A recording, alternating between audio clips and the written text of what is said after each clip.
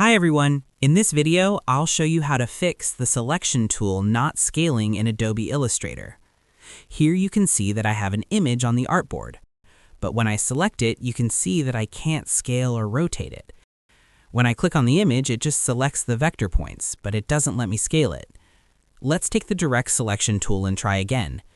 Here you can see that it just selects the vector points. I can't rotate it at all, which is pretty annoying. No scaling, no rotating, nothing. Even if I go to the Layers tab, you can see that there's no locked section or anything like that, and still I can't scale it. But don't worry, there are two ways to deal with this. The first option is to use the free Transform tool. The shortcut for this is E. Just select your object and press E on the keyboard. Here, as you can see, it pops up right here.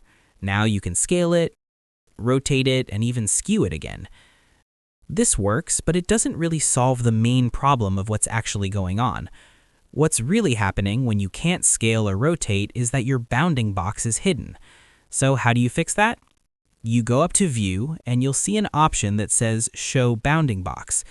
The shortcut for this is Control plus Shift plus B on Windows, or Command plus Shift plus B on Mac. Just click on it, and boom, you're back in business. Now, as you can see, we can scale the image, and everything works exactly like it should. That's it. Pretty simple, pretty easy, but also pretty hard to find if you don't know where to look. So I hope you learned something today. If this tutorial helped you out, make sure to like and subscribe for more helpful guides. And if you found real value in it, a super thanks would be greatly appreciated. Feel free to reach out if you encounter any issues during the process. If this video helps you out, please leave a like and subscribe. Comment below if you have any questions.